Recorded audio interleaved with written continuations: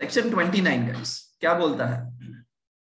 Any person who by word spoken और written और by conduct, मतलब के बोल के या कुछ लिख के या अपनी हरकतों से, जैसे इस राहुल को ही देख लो, कल बोल के कुछ परेशान कर रहा था, हाँ आज मैसेज करके कर रहा है, तो हरकतें कर रहा है वो, ठीक है। सो गाइस किसी ना किसी तरीके से अगर कोई भी पर्सन, एनी पर्सन, इधर बोल के, वर्ड्स स्पोकन, लिख के या उसकी हरकतों से अपने आप को रिप्रेजेंट कर रहा है या नोइंगली परमिट कर रहा है, समझना, अपने आप को रिप्रेजेंट कर रहा है या नोइंगली परमिट कर रहा है कि जैसे वो इस एलएलपी का पार्टनर हो, जैसे वो अपने आप को लोगों को ये दिखा रहा है कि भैया मैं तो एलएलपी का पार्टनर हूं, ठीक है। कानून ये बोलता है कि अगर ऐसा वो करता होगा तो yes he is liable to any person who has on faith of any such representation. Suppose आज मेरी सचिन एडवाइजरी एलएलपी है, उस सचिन एडवाइजरी एलएलपी के अंदर let's say Sachin advisory LLP के अंदर आयशा, आलिया, आयुष, ठीक है, ये तीन पार्टनर थे एंड मैं था, 4 पार्टनर थे। अभी फॉर एन एग्जाम्पल कि सपोज ये जो हमारे सेशंस के अंदर भाविका, आर्यन, ये लोग है, ये लोग ऐसा रिप्रेजेंट कर रहे हैं लोगों के सामने कि भैया सचिन एडवाइजरी एलएलपी तो हमारी है। भाविका एंड आर्यन जो पार्टनर नहीं है, बट वो लोगों को ये जता रहे हैं, वो इनफैक्ट ये भी बोल रहे हैं कि यस हम उसमें पार्टनर है, हम डेली वहां पे जाते हैं। एंड उसके ये बोलने से लोगों ने उनको पैसा दिया ये समझ के कि वो इस एलएलपी को पैसा दे रहे हैं, समझना, is liable to any person. तो हमारे केस में भाविका एंड आर्यन जो ऐसा जता रहे हैं बोल के, लिख के या उनकी हरकतों से कि जैसे वो क्या है, एलएलपी के पार्टनर है, राइट। तो कानून ये बोलता है कि यस वो लोग लायबल हो जाएंगे to any person who has on the faith of any such representation. अगर वो एलएलपी को क्रेडिट दे रहे हैं whether the person representing himself or represented to be a partner does or does not know that the representation has reached the person so giving credit, मतलब वो LLP को इस चीज का क्रेडिट दे रहा है कि भैया मैं तो फ्यूचर में इस एलएलपी का पार्टनर बनने वाला हूं, या मेरा कोई रिलेटिव अभी है, या फिर मैं ही उसका पार्टनर हूं, बट एक्चुअली में वो नहीं है, समझना। जैसे आप लोग ने पार्टनरशिप एक्ट के अंदर होल्डिंग आउट पार्टनर देखा था ना गाइस, ठीक वैसा ही यहाँ पे है। तो वो लायबल हो जाएगा गाइस उस पर्सन को कि जिसने फेथ रख के यहाँ पे क्या दिया रे बाबा, क्रेडिट दिया है, ऐसा कुछ भी इशू आया है, राइट। तो वो वहां पे अकॉर्डिंगली लायबल हो जाएगा। However, where any credit is received by the LLP as a result of such representation, the LLP shall, without prejudice to the liability of the person so representing himself and represented to be a partner, be liable to the extent of credit received by it or any financial benefit derived thereon। मतलब कि अगर आज भाविका ऐसा बोल रही है लोगों को मतलब पीपल को, पब्लिक को, राइट, वो ऐसा बोल रही है कि भैया C is the partner of Sachin advisory LLP, but actually में सी इज नॉट। लोगों ने भाविका के कहने पे इसमें पैसा डाल दिया। सो कानून ये बोलता है कि भैया अगर any credit is received by LLP, the LLP shall be liable. ओहो, एलएलपी लायबल हो जाएगी, शैल बी लायबल, जितना क्रेडिट एलएलपी ने लिया है, राइट। फिर एलएलपी ये नहीं बोल सकती कि नहीं भाविका तो पार्टनर नहीं थी, डिंगो डिंगो आपने जो पैसा दिया तो हम आपको वापस नहीं देंगे, राइट। ऐसा एलएलपी नहीं बोल सकती। एलएलपी को क्या करना पड़ेगा गाइस, तो yes this LLP is liable to the extent of amount received, right. उतने अमाउंट के लिए ये एलएलपी को ये पैसा वापस भी देना पड़ेगा। भाई क्लियर? ठीक है, without prejudice to the liability, मतलब जो बंदा, मतलब कि भाभी का हमारे केस में, राइट, जो अपने आप को रिप्रेजेंट कर रही है कि वो पार्टनर है या टू बी पार्टनर है, राइट, उनकी तो लायबिलिटी डेफिनेटली रहेगी रहेगी towards the other person. Bhavika की तो लायबिलिटी 100% रहेगी, राइट, बट जितना पैसा लिया है वो पैसा वापस करने की रिस्पॉन्सिबिलिटी एलएलपी की वहां पे 100% रहती है guys. So both the persons, the advisory LLP as well as Bhavika, both will remains the responsible person as far as this credit is concern. दोनों का रिस्पॉन्सिबिलिटी वहां पे रहेगा। समझ में आता है क्या? हे मेरे भाइयों तथा बहनों, आखिरी सेशन है ये।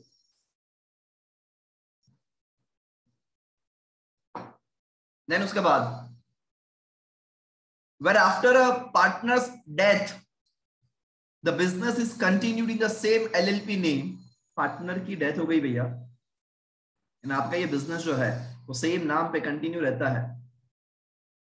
The continued use of the name, that name or the deceased partner's name as a part thereof shall not of itself make his legal representative or his estate liable for any of the act of the LLP done after his death। ओहो, देखिए guys, ये example अपने ऊपर बहुत appropriate है।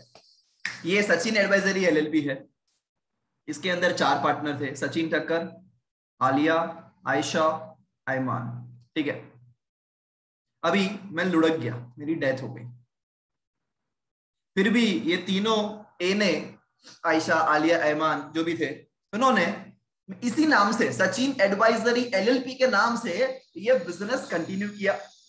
अभी कानून क्या बोलता है रे भैया, देख भाई, सचिन ठक्कर की डेथ हो गई, फिर भी आप उसका नाम इस्तेमाल कर रहे हो, कोई बात नहीं, कीजिए, बट कल जाके आपका डेथ हो गया और आप ये बोलोगे नहीं नहीं सचिन ठक्कर की रिस्पॉन्सिबिलिटी है, अरे वो तो चला गया, तो उसके जो वारसदार है उनकी रिस्पॉन्सिबिलिटी है। नहीं, ऐसा बिल्कुल भी नहीं होगा, राइट, बिकॉज मेरे को तो मालूम ही नहीं है भैया, मैं तो ऊपर चला गया, भगवान को प्यारा हो गया, राइट, वही चीज के लिए यहाँ पे लिखा है द कंटिन्यूड यूज। अगर आप कंटिन्यू करते हो, the continued use of the name of the deceased partners name, deceased मतलब जिसकी डेथ हो गई है, as a part of shall not itself make his legal representative, मेरे लीगल रिप्रेजेंटेटिव को आप जिम्मेदार नहीं ठहरा सकते। मैं अगर कोई प्रॉपर्टी छोड़ के गया हूं, डेफिनेटली करोड़ों का माल छोड़ के जाने वाला होगा इसमें, राइट, तो इसको भी आप लायबल नहीं ठहरा सकते, ना मेरी प्रॉपर्टी को।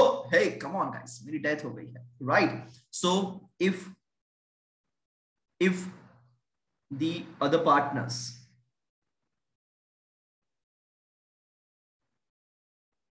use the name, or we can say continued to use the name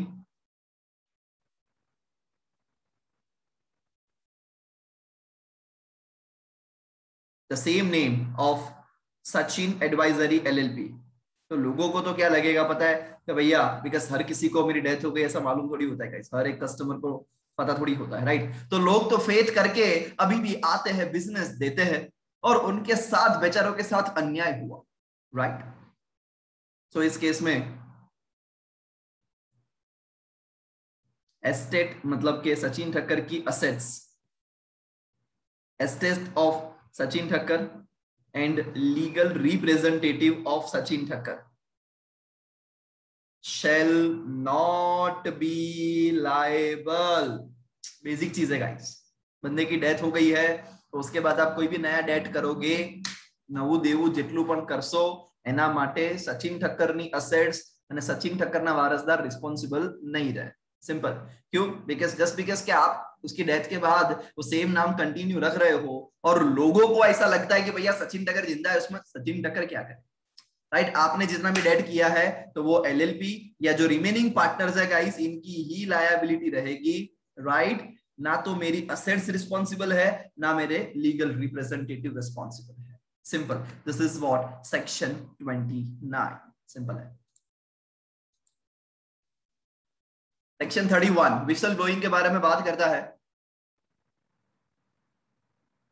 the court और द ट्राइब्यूनल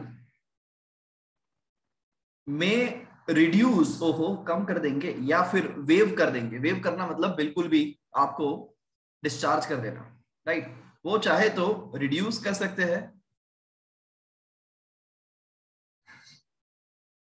वो चाहे तो रिड्यूस कर सकते हैं, वो चाहे तो वेव कर सकते हैं कोई भी पेनल्टी, मतलब किसी पार्टनर के ऊपर कोई पेनल्टी लगी है गाइस, ठीक है। सो अगर कोर्ट या ट्राइब्यूनल चाहे तो वो उस पेनल्टी को रिड्यूस कर सकते हैं, कोई वायोलेशन किया होगा, राइट, और उनको उसके ऊपर पेनल्टी लगी है। नाउ दे वांट के हम इस पेनल्टी को रिड्यूस कर दे या फिर हम वेव कर दे, जो जो लेविएबल है, राइट, जो लेने के लिए बोला गया था किसी पार्टनर के लिए या एम्प्लॉय के लिए ऑफ द एलएलपी। ये कब होगा, ये कोर्ट कब अलाउ करेंगे गाइस? इसने बोला if it is satisfied that such partner or employee of LLP has provided useful information during the investigation of such LLP। ओहो, ये LLP ने कुछ लोचा किया था, इस LLP ने कुछ लोचा किया था, इसके ऊपर इन्वेस्टिगेशन बिठाया गया। अभी जब इसके ऊपर इन्वेस्टिगेशन किया गया ना, तब है ना ये एम्प्लॉई ने एंड ये पार्टनर ने सारी इंफॉर्मेशन बताई, कोर्ट को मदद की, ट्राइब्यूनल को मदद किया, समझना गाइस, इन्वेस्टिगेशन के दरमियान साथ दिया कोर्ट का एंड ट्राइब्यूनल का, तो कोर्ट खुश हुआ। कोर्ट वहां पे, ट्राइब्यूनल वहां पे, इस पार्टनर पे, इस एम्प्लॉय पे खुश हुआ। कोर्ट ने खुशी व्यक्त करते हुए उनको क्या दिया, तोहफे में क्या दिया, तो उन्होंने उनकी जो पर्सनल लायबिलिटी भी थी ना पार्टनर की या एम्प्लॉय की, राइट, वो इधर वेव कर दी या फिर रिड्यूस कर दी, राइट। ऐसा कर सकते हैं, yes they have the power from से। समझना गाइस, एलएलपी थी कोई, इस एलएलपी के ऊपर कुछ इन्वेस्टिगेशन चल रहा था, no one is ready to support this LLP, तब वहां पे उस पार्टनर ने, एम्प्लॉय ने आके सारी चीजें बताई, तो ट्राइब्यूनल ने खुश होके शाबाशी दी। ओहो, शाबाशी दी नहीं, उनकी जो पेनल्टी थी ना वो रिड्यूस कर दी या फिर वेव कर दी। या फिर अगर वो सैटिस्फाइड हो जाता है कोर्ट या tribunal, when any information given by the partner or employee leads to LLP or any partner or employee of such LLP being convicted under this act, कि इन्होंने ये इंफॉर्मेशन दिया कोई पार्टनर ने या एलएलपी ने, एंड इसी की वजह से तो हम इस एलएलपी को पकड़ पाए हैं, या फिर हम इस एलएलपी के जो दूसरे पार्टनर या दूसरे एलएलपी है जो बहुत बड़ा बड़ा कांड करके बैठे हैं, जो फ्रॉड कर रहे हैं, उनको हम पकड़ पाए हैं इस एक्ट के अंडर या किसी अदर एक्ट के अंदर, तो जिसने ये इंफॉर्मेशन दिया उसको हम क्या करेंगे, बताइए ना भैया, उसको हम क्या करेंगे, उसको हम रिहा कर देंगे। जिसने ये इंफॉर्मेशन दिया है उनको हम वहां पे रिहा कर देंगे। क्यों? बिकॉज इन्होंने मदद की है अपनी।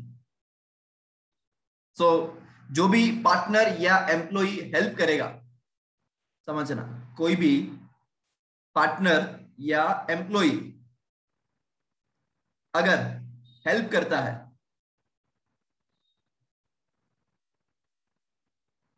किसको, कोर्ट को या ट्राइब्यूनल को, कोई भी पार्टनर या एम्प्लॉय हेल्प करता है कोर्ट या ट्राइब्यूनल को, तो तोहफे में कोर्ट या ट्राइब्यूनल क्या करता है भैया, कुछ तो रिवर्ट देना पड़ेगा ना। तो yes, court and tribunal reduce करते हैं या वेव करते हैं लायबिलिटी, और we can say penalty.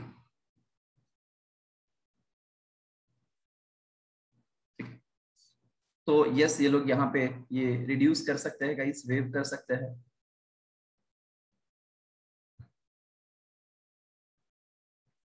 Very clear with this, ठीक है। फिर आगे उसने बोला no partner or employee of any LLP में बी डिस्चार्ज्ड।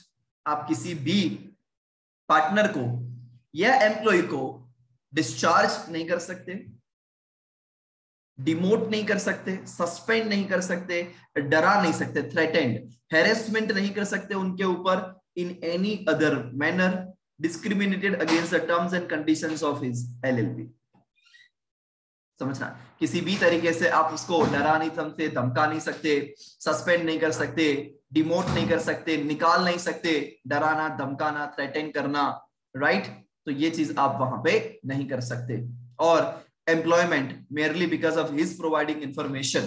क्यों आप ऐसा क्यों कर रहे हो? बिकॉज उसने इंफॉर्मेशन दिया। ओहो, उसने अथॉरिटी को क्या दिया रे बाबा? इंफॉर्मेशन दिया। एंड ये इंफॉर्मेशन, जस्ट उसने इंफॉर्मेशन दिया इसीलिए आप उसको निकाल रहे हो, डरा रहे हो, धमका रहे हो? नहीं।